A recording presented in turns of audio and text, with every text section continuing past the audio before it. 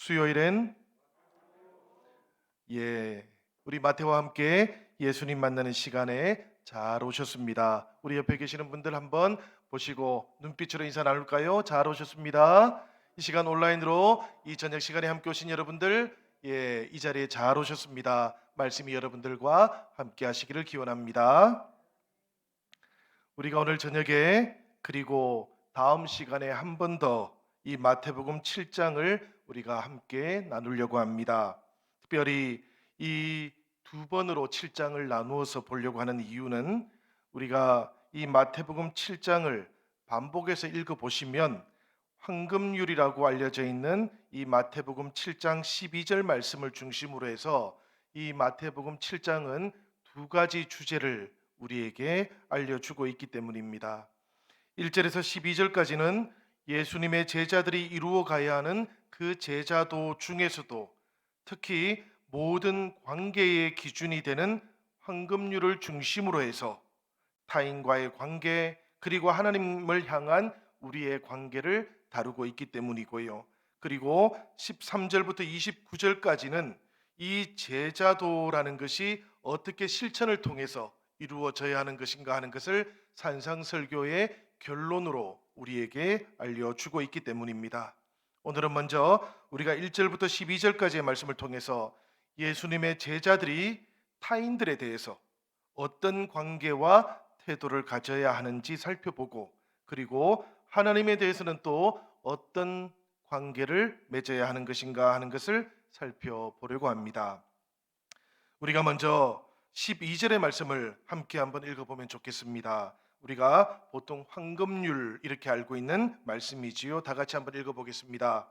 그러므로 무엇이든지 남에게 대접을 받고자 하는 대로 너희도 남을 대접하라. 이것이 율법이요 선지자니라. 아멘. 말씀드린 것처럼 이 12절 말씀은 황금률 그렇게 불러요. 황금이라는 말은 가장 귀하고 가치가 있다라는 그런 뜻이겠고, 이 률이라는 것은 법률할 때 그 율을 가리키는 겁니다. 그러니까 황금처럼 귀한 법이다라는 그런 뜻이지요.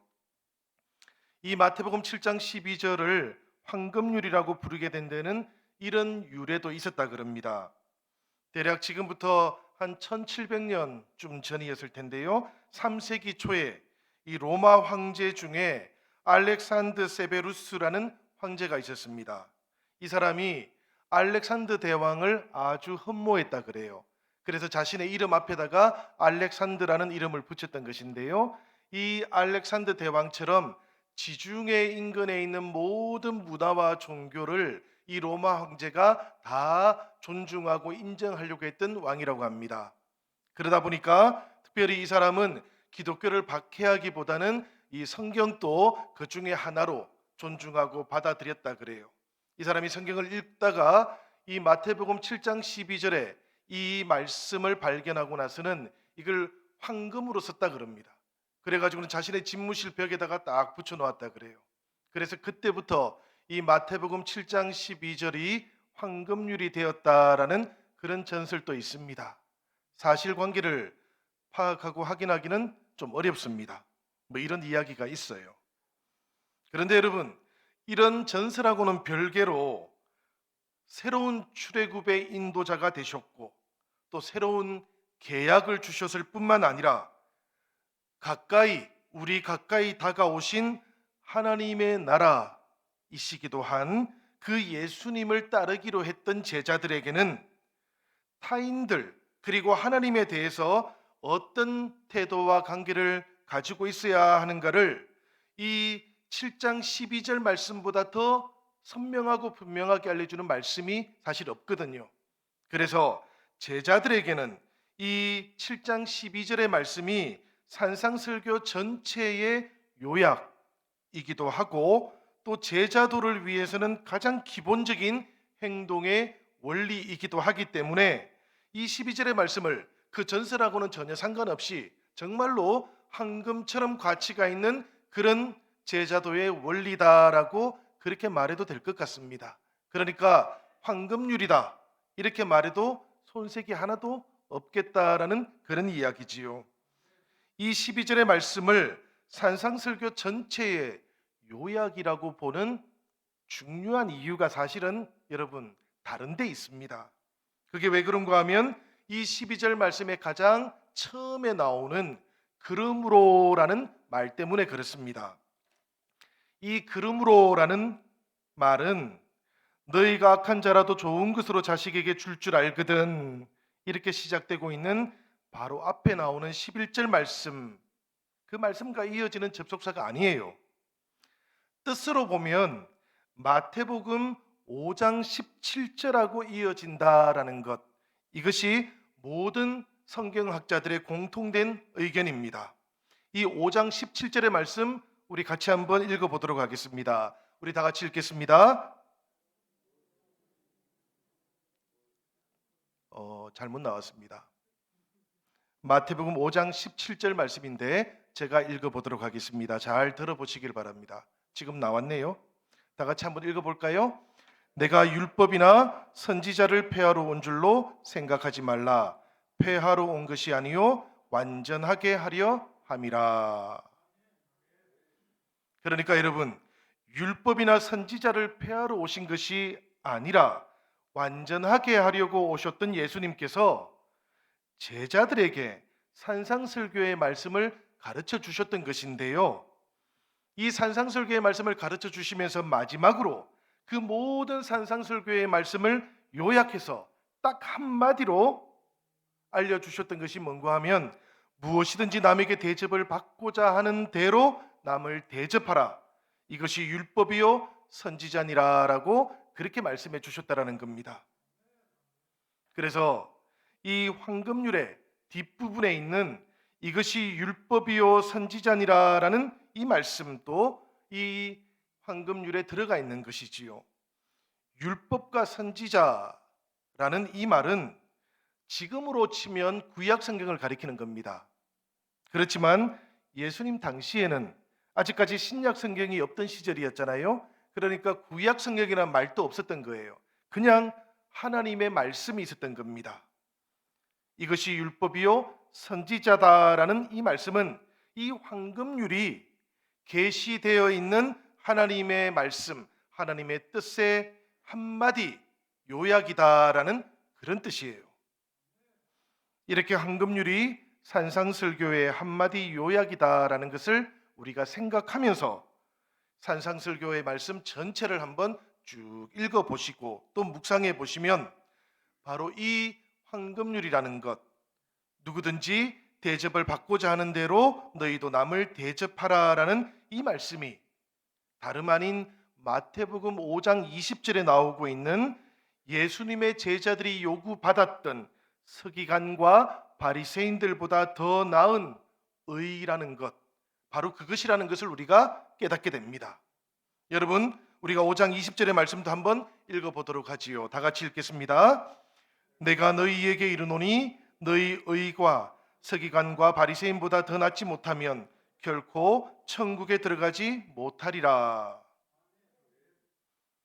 그러니까 여러분, 이 산상설교의 말씀을 제자들에게 가르쳐주고 계셨을 그때에 우리 예수님께서는 계속해서 서기관들과 바리새인들의 의를 염두에 두고 계셨다라는 겁니다. 그리고 그보다 더 나은 의, 그것이 어떤 모습인가 하는 것을 이 산상설교를 통해서 가르쳐주고 계셨다라는 그런 이야기지요. 그래서 모세의 율법과 새로운 계명을 비교해서 이 마태복음 5장에서는 계속 설명해 주고 있었던 겁니다. 그 다음에는 구제와 금식과 기도, 그것에 외식이 담겨 있고 형식주의만 남아 있게 되었던 바리새인들의 그 경건 생활을 지적하시고 고쳐주시면서 은밀한 가운데 우선순위를 하나님께만 두는 경건 생활을 마태복음 6장에서 가르쳐 주셨던 거예요. 5장과 6장이 그렇게 구성이 되어 있었던 겁니다. 그런 다음에 이제 이어지는 이 마태복음 7장 1절에서 다시 무엇이든지 남에게 대접을 받고자 하는 대로 너희도 남을 대접하라라는 이 황금률의 정신을 따라서 예수님의 제자들이라고 한다면 형제 자매들에게, 타인들에게, 그리고 이웃들에게 어떤 관계를 맺으면서 살아가야 하는가 하는 것을 가르쳐 주려고 하시는 것이지요. 이 7장 1절의 말씀 우리가 오늘 읽어보았는데 1절의 말씀은 이렇게 되어 있지 않습니까? 비판을 받지 아니하려거든 비판하지 말라. 여러분, 이 말씀을 우리가 얼핏 생각하면 예수님께서는 제자들에게 남에게 비판받지 않는 방법을 가르쳐 주셨구나라고 오해하실 수도 있어요. 여러분, 이건 오해입니다. 예수님께서는 비판받지 않는 방법을 가르쳐 주려고 했던 것은 아니었어요. 사실은 다른 뜻이 있었습니다. 이게 어떤 뜻일까를 이제부터 한번 살펴보려고 하는데요. 이 예수님께서 이 말씀을 통해서 제자들에게 정말로 하고 싶었던 그 뜻을 알려면 비판이라고 하는 말의 뜻을 좀 아셔야만 합니다. 뭐 비판이 비판이지 다른 뜻이 있을까 싶으시지만 유감스럽게도 우리말 성경에서 이 비판이라는 말이 조금 뜻을 충분히 살려서 번역하지를 못했습니다. 본래 이 비판이라고 번역했던 단어는 판결하다, 정죄하다라는 뜻을 가지고 있는 크리노라는 말이었습니다. 이 말은 본래 구약 성경에서는 샤파트라는 말이었어요. 이 말이 신약 성경 헬라어에서는 크리노라는 말로 번역이 되었다는 겁니다. 이 샤파트라는 말은 어떤 경우에 사용되었는가 하면 쭉정이와 알곡을 가려낸다 라고 할 때 사용되었던 말이고요. 또 양과 염소를 가려낸다 라고 할 때 사용되었던 의미예요. 그러니까 이게 꼭 비판하다, 비평하다 이런 뜻이 아니라는 것을 여러분 아시겠지요? 이게 구분하고 나누는 것이기는 한데 이게 알곡과 죽정이를 가려내는 것이니까 그 말 속에 어떤 의미가 들어있는가 하면 하나님의 판단이 들어있는 거예요. 판결이 들어있고요. 심판이 들어있는 겁니다. 그래서 사실 신약 성경에서는 이 뜻을 살려가지고 오히려 너희가 심판을 받지 아니하려거든 남을 심판하지 말아라. 심판이라는 말로 완전히 바꾸어 놓기도 했습니다. 이 말씀이 하나님의 심판과 관련되어 있는 정죄함이라는 것, 그것을 우리가 생각해야 된다는 이야기입니다. 이것은 사실 또 다른 측면에서도 우리가 알 수 있는데요. 너희가 심판을 받지 아니하려거든 이라고 하는 이 말은 사실 여러분들 오늘 듣고 잊어버리셔도 됩니다. 이게 헬라어에서는 특별한 문법을 사용을 했어요. 그게 뭔가 하면 신적 수동태라는 문법을 사용해서 이것을 표현해 놓았습니다. 이게 무슨 뜻인가 하면 유대인들은 하나님을 입에 올리기를 싫어했지 않습니까? 그 하나님의 경외함을 무너뜨린다라고 생각했던 것이지요. 구약에서도 하나님의 이름을 그래서 함부로 부르지 않았던 것처럼 신약 시대에도 하나님이 행동하신다라고 할 때 행동하는 그 주체를 하나님이라고 표현을 안 했던 거예요. 안 하면서 표현하는 방법이 헬라어에는 있었던 겁니다. 이 성경에 너희가 심판을 받지 아니하려거든이라는 이 부분이 바로 그렇게 신적 수동태, 그러니까 하나님에 의해서 너희가 심판을 받지 아니하려거든이라는 뜻인데 하나님이라는 것을 그 안에 써놓지 않는 거예요. 그렇지만 심판을 받지 아니하려거든이라는 이 말은 유대인들은 읽을 때 누구든지 간에 그 당시에는 하나님의 심판을 받지 아니하려거든 이렇게 이해를 했다라는 겁니다. 이렇게 해석을 하면 비판하지 말라라는 말도 하나님에 의해서 너희가 비판받지 말아야 된다라는 그런 뜻이 되는 거예요. 하나님에 의해서 비판받지 않으려면, 하나님에 의해서 판단받지 않으려면, 하나님에 의해서 정죄받지 아니하려면 너희도 비판하지 말아라, 판단하지 말아라, 정죄하지 말아라, 누군가를 심판하지 말아라라는 그런 뜻입니다. 이 비판하지 말라는 말씀을 이렇게 해석을 하고 나면 예수님께서 우리들에게 또 사람들에게 판단이라든지 혹은 건강한 비판 자체를 금지했던 것이 아니다라는 것을 알게 됩니다, 여러분. 사실 거룩한 것을 계획해 주지 말며 너희 진주를 대지 앞에 던지지 말라라는 말씀이 6절에 금방 나오지 않습니까? 이 말씀을 생각해 보면 이미 무엇이 거룩한 것인지 무엇이 거룩하지 않은 것인지를 사람은 판단을 해야만 합니다. 무엇이 부정한 것인지 그렇지 않은지도 판단을 해야 된다는 이야기예요. 그러니까 예수님께서는 이미 사람이 생각을 하고 판단을 하는 것, 이런 것들이 꼭 필요하다라는 것을 알고 계시는 겁니다. 어떤 경우에는 이런 것을 해야 된다고 사실은 말씀하고 있는 것이지요. 이 6절의 말씀을 보면 그런 것들이 필요한 때에는 해야 된다라고 심지어는 권장하고 있기도 하다라는 그런 이야기입니다. 그런데 이런 가치 판단의 정도가 지나치게 될 경우 하나님만 하실 수 있는 정죄와 심판까지 사람이 하는 것, 이것은 결코 허용될 수 없다라고 예수님께서 그렇게 말씀하셨던 거예요. 여러분, 이것을 우리가 바리새인들과 연관시켜서 생각을 해야 됩니다. 바리새인들은 일상 속에서 유대 사회가 죄와 부정한 것으로부터 오염되는 것을 막아야 한다고 생각했던 사람들이었어요. 그걸 자신의 사명으로 생각하고 있던 사람들이었습니다. 그래서 율법을 통해서 이 유대 사회를 감시했던 사람들이었고요.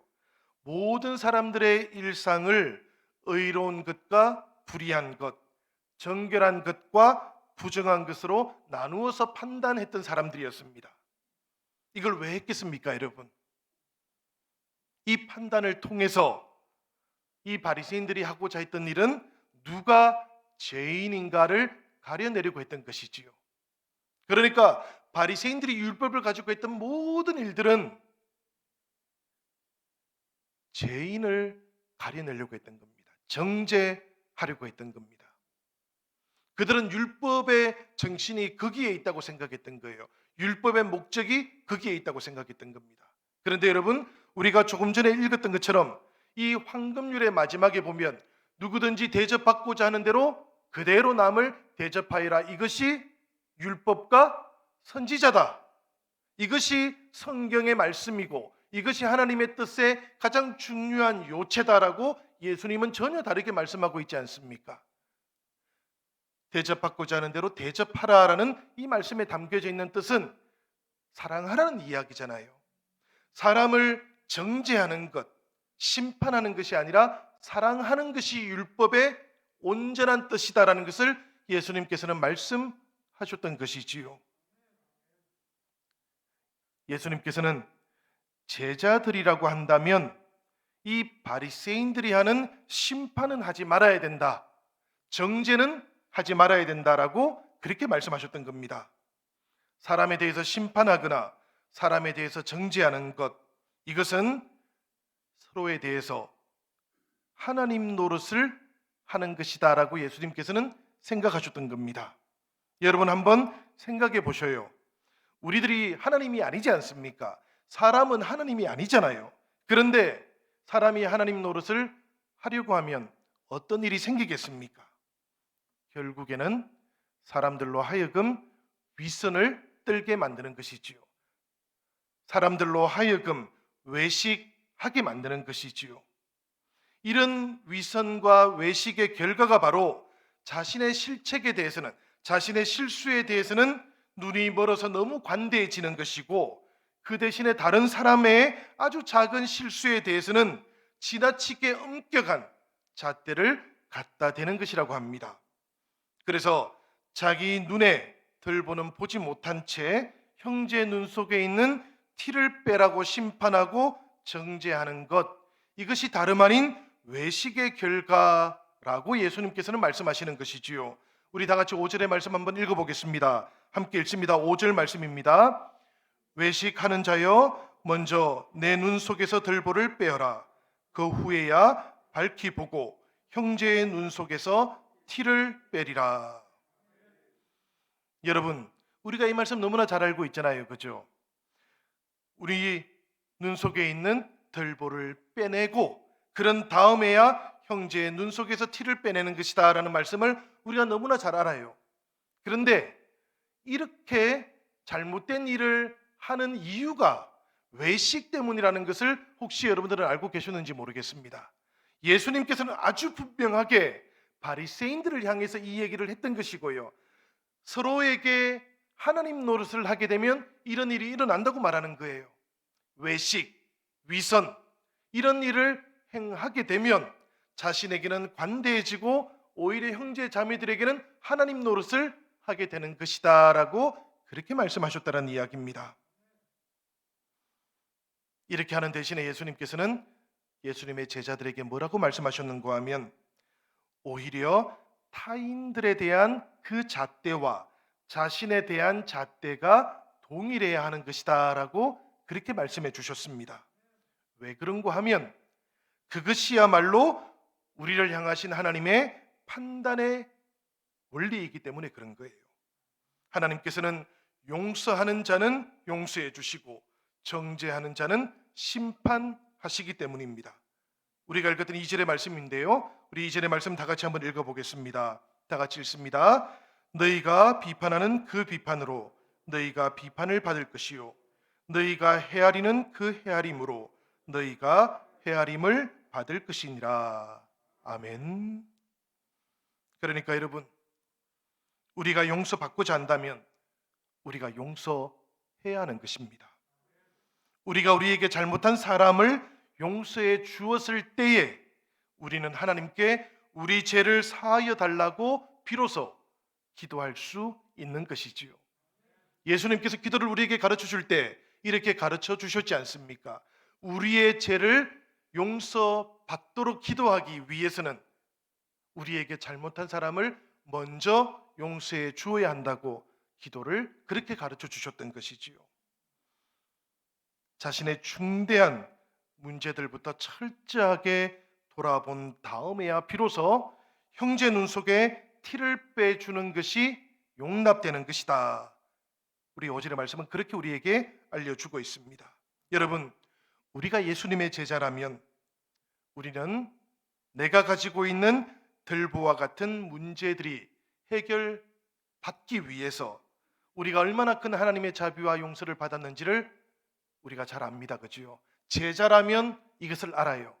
우리가 하나님의 자녀라면 이것을 압니다. 1만 달란트, 1만 데나리온 용서받은 사람이 바로 우리들 자신이라는 것을 우리는 다 아는 거예요. 그때야 비로소 우리는 형제 자매들이 가지고 있는 아주 조그마한 그 티를 빼낼 수 있는 위치에 가게 된다고 그렇게 말씀하셨습니다. 여러분, 이 말씀을 한번 생각해 보시기를 바라요. 우리들 자신이 그렇게 큰 용서를 받은 사람이라는 것, 그것을 깨닫고 나면 크게 보였던 우리 형제 자매들의 그 문제가 나의 문제보다도 크지 않다라는 것을 알게 되지 않겠습니까? 그리고 나면 그 형제 자매의 눈 속에 있는 작은 티를 보고 정죄하고 비판하고 또 때로는 내가 가지고 있는 허물보다 훨씬 더 큰 것이라고 그렇게 심판하는 것보다도 오히려 하나님의 자비가 그 형제 자매에게 임하기를 우리가 기도하면서 도와주는 위치에 갈 수 있지 않겠습니까? 이것이 우리가 형제 자매의 눈 속에 있는 아주 작은 티를 빼내는 위치에 간다라는 말의 의미예요. 우리가 용서받은 존재라는 것을 깨닫게 되면 바로 그 순간에 우리가 형제 자매의 눈 속에 있는 티를 끄집어내는 게 아닙니다, 여러분. 용서받았다는 것을 깨닫고 난 다음에 내가 가지고 있던 그 큰 들보보다도 우리 형제 자매들이 가지고 있던 아주 작은 티는 정말 비교도 안 될 만큼 작은 것이기 때문에 정죄하고 심판하는 것이 아니라 그 형제 자매들을 오히려 용납하고 세워주는 그 위치로 내가 옮겨갈 수 있는 겁니다. 그 옮겨간 위치야말로 아주 작은 티를 빼낼 수 있는 위치다라는 그런 이야기지요. 사랑하는 여러분, 비판받지 아니하려거든 비판하지 말라라는 예수님의 이 말씀을 우리가 오늘 깊이 생각해 보시기를 바랍니다. 우리가 어떤 경우에도 형제 자매들을 정죄하는 자리에 가지 않을 수 있기를 바랍니다. 우리들이 먼저 용서받은 하나님의 자녀라는 것을 꼭 기억하시기를 바랍니다. 이렇게 제자들에게 타인들, 형제 자매들, 이웃들을 위한 태도를 말씀해 주신 다음에 예수님께서는 제자들을 향해서 하나님에 대해서는 우리가 어떤 태도와 자세를 취해야 할 것인지를 알려주셨는데요. 그 말씀이 바로 7절과 8절의 말씀입니다. 우리 다 같이 7절 그리고 8절의 말씀 한번 읽어보도록 하겠습니다.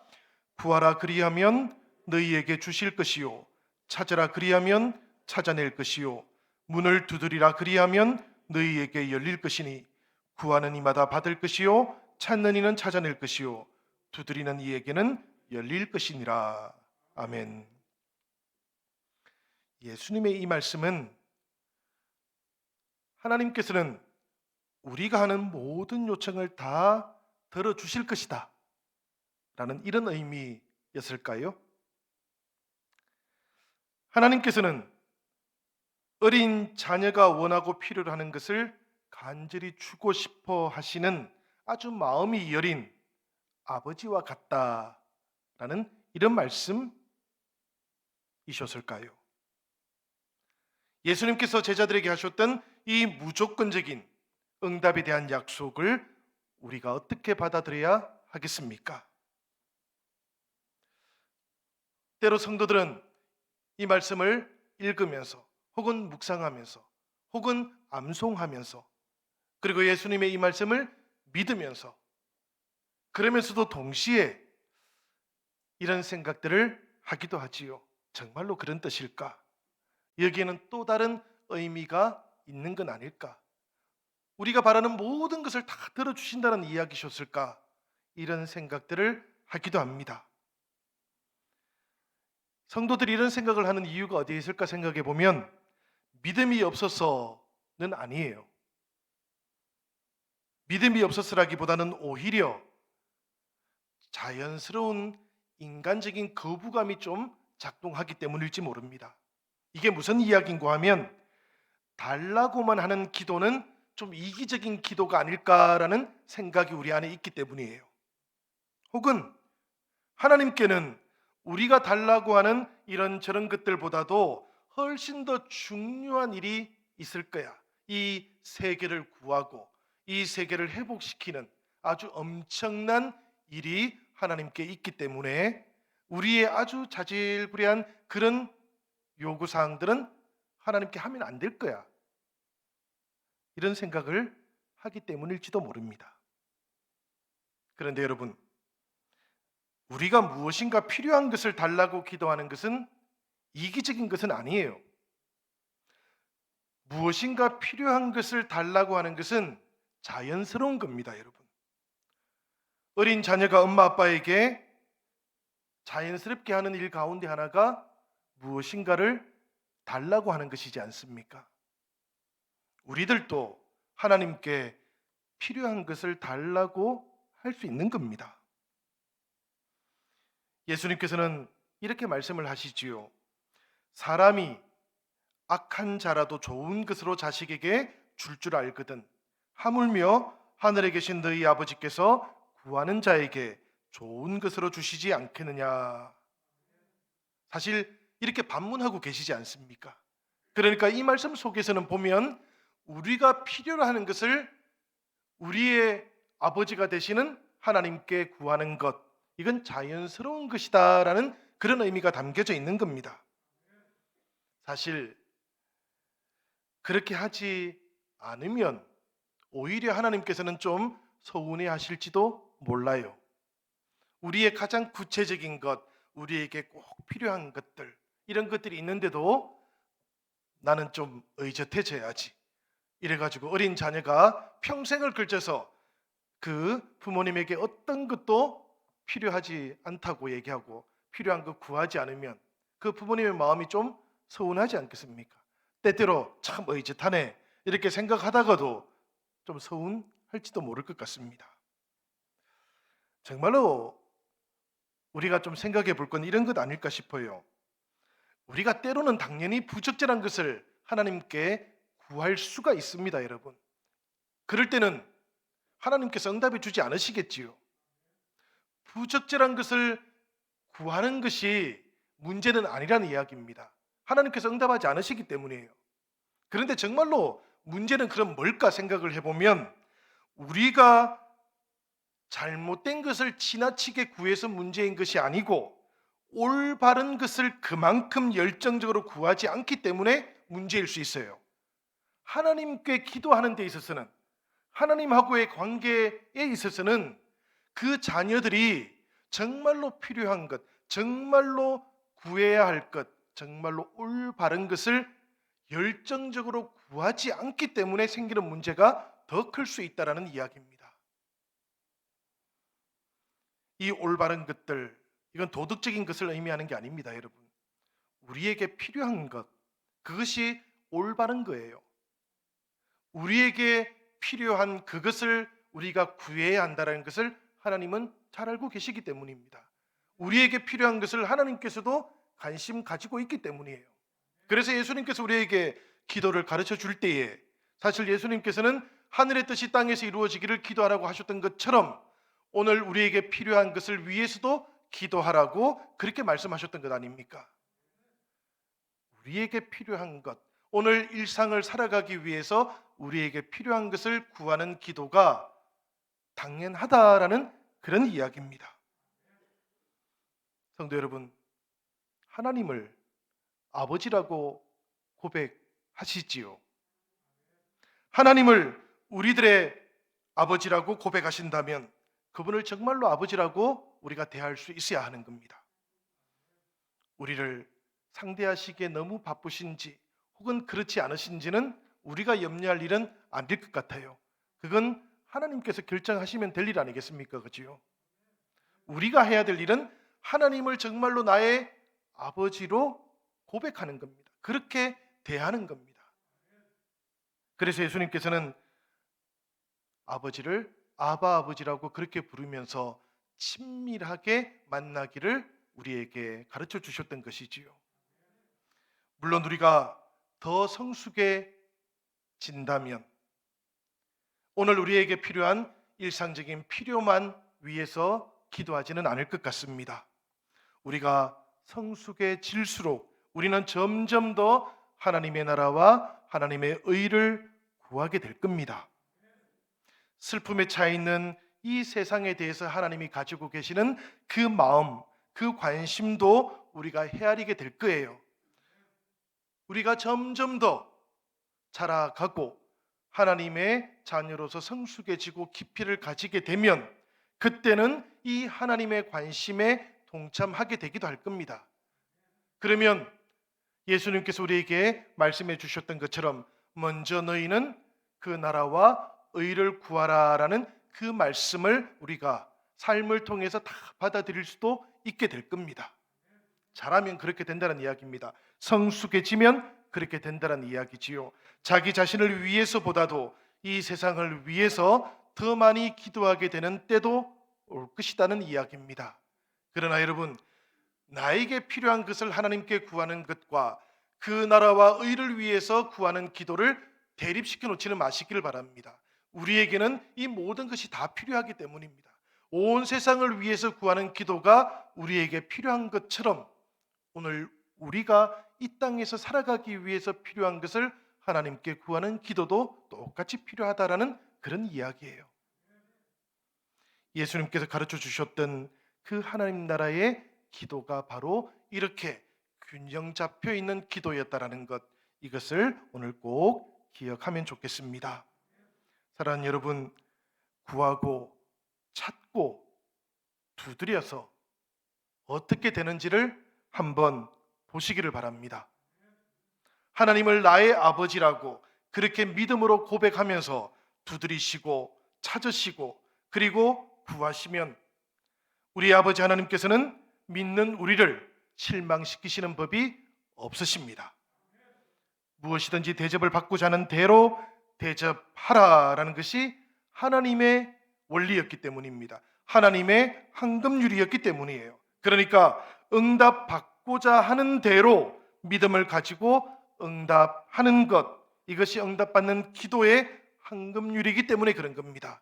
우리가 기도하면서 믿는다면, 이 믿음으로 응답한다면 기도의 황금률이 이미 이루어지고 있기 때문에 그렇게 기도하는 동안, 그렇게 두드리고 찾고 그리고 구하는 동안에 우리 하나님께서는 우리에게 응답하시고 우리에게 찾아주시고 그리고 문을 열어주시기 때문입니다. 여러분, 이 6월에 우리들 모두가 다 응답받고 찾아내고 열리는 은혜의 주인공들이 되시기를 우리 주님의 이름으로 기원합니다.